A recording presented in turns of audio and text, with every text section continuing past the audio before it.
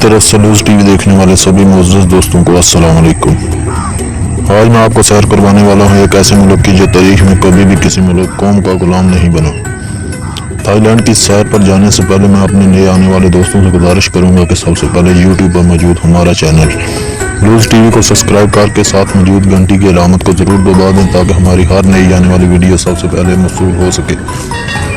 Thai land کے معنی ہے آزاد لوگوں کے رہنے کی جگہ۔ اس ملک کا پرانا نام سیام ہوا کرتا تھا جو ملک تاریخ میں کبھی بھی کسی اور قوم کا غلام نہیں بنا۔ تھائی لینڈ ایک آئینی سلطنت ہے اور پارلیمنٹ کے جمہوریہ اور فوجی جنتا کے درمیان دہائیوں کے درمیان تبدیل کر دیا گیا۔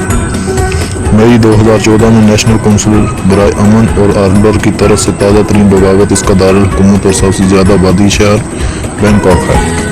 یہ شمال میں میانمار اور لاؤس کی جانب سے مشرق کی طرف لاؤس اور کمبوڈیا کی طرف سے جنوبی طرف تھائی لینڈ اور ملیشیا کی خلیج اور آمنا سمندر اور میانمار کی جنوب افریقی طرف مغرب تک واقع ہے۔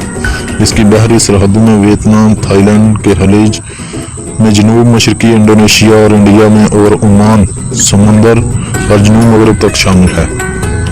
تھائی معیشت PPP میں دنیا کی 20 سب سے بڑی GDP اور نجی GDP کی طرف سے 27ویں بڑی معیشت ہے۔ یہ ایک نیا صنعتی ملک بن گیا اور 1990 کی دہائی میں ایک اہم برآمد کنندہ بن گیا۔ مینوفیکچرنگ، زراعت اور سیاحت معیشت کے شعبوں کی قیادت کر رہے ہیں۔ یہ علاقے اور دنیا بھر میں ایک درمیانی طاقت سمجھا جاتا ہے۔ بینکاک تھائی لینڈ کا دارالحکومت اور سب سے بڑا شہر ہے۔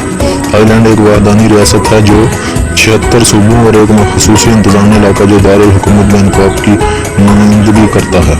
تھائی لینڈ میں مسلمانوں کی موجودہ تعداد 70 لاکھ سے زیادہ ہے جو تھائی لینڈ کے جنوبی صوبوں میں رہتے ہیں۔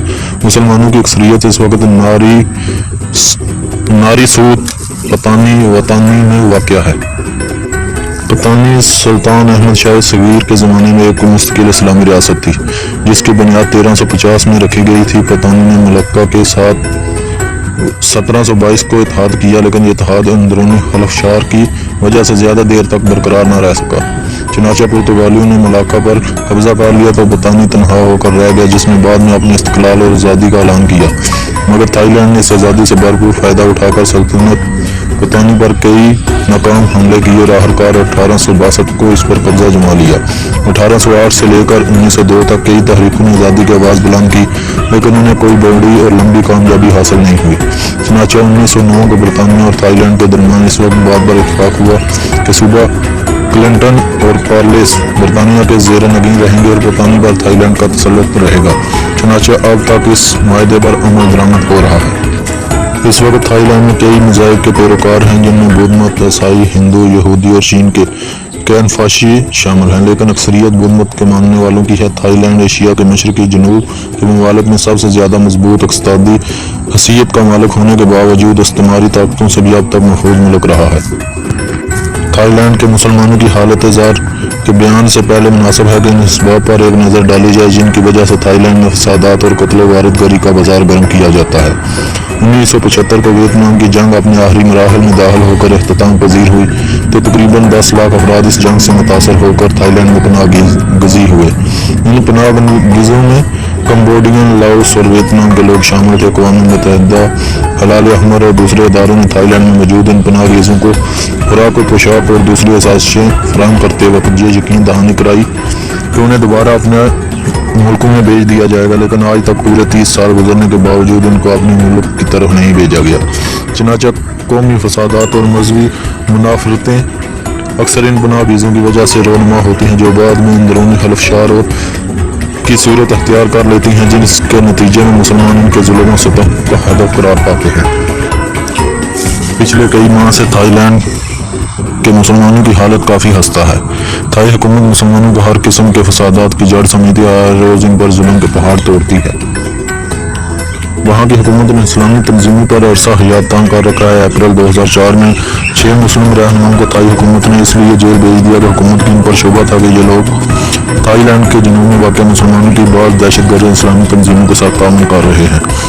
چنانچہ مسلمانوں نے مختلف صوبوں میں مظاہرے اور احتجاج کا ایک سلسلہ شروع کر دیا، مگر 22 اپریل 2004 کو بدقسمتی سے تھائی حکومت امن پولیس کے ہاتھوں 75 मुसलमान शहीद हुए और इसी तरह 78 मुसलमान दम घुटने से शहीद हुए, जिनको मुजाहरे के दौरान मसूल पुलिस ने गिरफ्तार करके बख्तरबंद गाड़ियों में भेड़ बकरियों की तरह डाल दिया।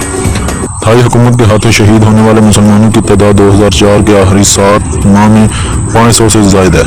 और इसी तरह अतानी में होने वाले फसादात के नतीजे में अमन पुलिस के हाथों 23 मुसलमान शहीद हुए, जबकि उन्हें मुजाहिरों और एहतजाजों से पकड़े जाने वालों की तादाद 1200 से ज़ायद है, जिनमें 900 को रिहा कर दिया और 300 बदस्तूर जेलों में बाकी हैं, जिनके बारे में तफ्तीश जारी है। तफ्तीश और हक़ाइक़ मुकम्मल होने के बाद इनको रिहा करने का ऐलान किया जाएगा। थाई हुकूमत की जानिब से एक ज़बरदस्त मुहिम ये चलाई जा रही है कि मुस्लिम अक्सरियती सूबों को मुस्लिम अक़लियती सूबों में तब्दील कर दिया जाए, जिसका आगाज़ थाई हुकूमत ने कर दिया। चनाचा बुद्धमत के पैरोकारों को जुनूब में वाक़ मुस्लिम अक्सरियती सूबों में आबाद करना शुरू कर दिया और इक्का दुक्का बुद्धमत से वाबस्ता अफराद को आबाद किया जा रहा है। इसी तरह जिन सूबों में मुसलमानों की अक़लियत है, इन सूबों में मुसलमानों के मुंतकिल किया जा रहा है। इस तरह एक सोची समझी साजिश के तहत मुस्लिम अक्सरियती इलाकों को मुस्लिम अक़लियती इलाके में तब्दील करके इनके इस्लामी तशख़्ख़ुस की मज़हबी आज़ादी और दीगर हकूक़ को पामाल करके हुकूमत अपनी मक़ासद हासिल करना चाहती है।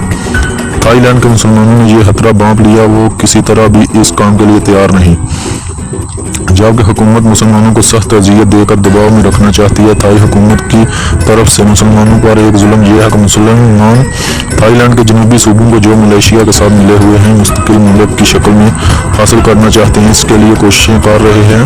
हुकूमत यह खतरा महसूस करती है कहीं इस तहरीक ने जोर पकड़ लिया तो थाई हुकूमत खतरे में पड़ सकती है, इसलिए थाईलैंड की हुकूमत मुस्लिम तंजीमों को कुचलने की भरपूर कोशिश कर रही है।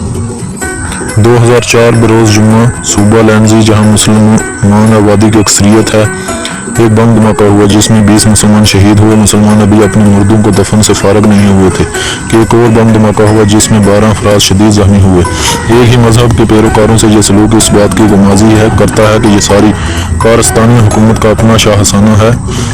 थाई हुकूमत की इस्लाम दुश्मनी का इससे वाज़ह सबूत और क्या होगा कि आजकल मीडिया और ज़राए इब्लाग के ज़रिए मुसलमानों के खिलाफ प्रोपेगेंडा किया जा रहा है। इससे थाई मुसलमानों में हो हरास की एक लहर दौड़ रही है और वो अपने आप को थाईलैंड में महफूज नहीं समझते, जबकि थाईलैंड हुकूमत के कानून की दफ़ा नंबर 9 में इस बात का जिक्र है कि तमाम मज़ाहिब के पैरोकार अपनी मजहबी मरासिम की अदायगी में आज़ाद हैं, इन पर किसी किस्म की पाबंदी नहीं और शहरी हकूक़ और दीगर इंसानी हकूक़ में सब यकसा बराबर हैं। थाईलैंड की सरकारी ज़ुबान थाई है। थाईलैंड जिसे सियामी और वस्ती थाई ज़ुबान भी कहते हैं, थाईलैंड की कौमी और दफ्तरी ज़ुबान है। इसके बोलने वालों की तादाद 4 करोड़ के लगभग है। यह ज़ुबान थाई लोगों और चीन में बसने वाले थाई लोगों की मादरी ज़ुबान है। वस्ती थाईलैंड थाईलैंड का एक इलाका है जो वस्ती मैदानी इलाके पर मुश्तमिल है। वस्ती थाईलैंड में थाईलैंड का दारुल हुकूमत बैंकॉक भी शामिल है। ये मुल्क का सबसे ज़्यादा आबादी वाला इलाका है। थाईलैंड का कौमी जानवर एशियाई हाथी है, जो जनूब मशरकी एशिया और हिंदुस्तान में पाए जाने वाले हाथी की एक किस्म है। इसकी 3 तस्लीम शुदा अक़साम हैं, जिनमें श्रीलंका में श्रीलंकन हाथी, सरज़मीन एशिया में हिंदुस्तानी हाथी और सुमाट्रा में पाए जाने वाला सुमाट्रा हाथी शामिल है। अमलतास ये थाईलैंड का कौमी दरख्त और कौमी फूल है। इसका फूल भारतीय रियासत केरला में का भी रियासती फूल है। अमलतास जनूबी एशिया में पाए जाने वाले एक दरख्त है। पाकिस्तान के अक्सर बागात में अपने खूबसूरत फूलों की वजह से लगाया जाता है। टाइम के एतबार से थाईलैंड पाकिस्तान से 4 घंटे आगे। थाईलैंड में ड्राइविंग सिमत बाईं साइड है। थाईलैंड की इंटरनेट डोमेन .th है और कॉलिंग कोड +66 है। थाईलैंड की करेंसी थाई बात है। एक थाई बात पाकिस्तानी 5.14 रुपये के बराबर, इंडियन 2.36 रुपये के बराबर और बांग्लादेशी 2.80 टका के बराबर है। प्यारे दोस्तों, ये थी थाईलैंड के मतलब कुछ दिलचस्प मालूमात जो यकीनन आप लोगों को पसंद आई होगी। चैनल को सब्सक्राइब करते हुए लाइक करें और कमेंट बॉक्स में अपनी राय ज़रूर दें। एक नई वीडियो के साथ दोबारा हाजिर होंगे इंशाअल्लाह। तब तक के लिए हमें दें इजाज़त। अल्लाह ने के बाद।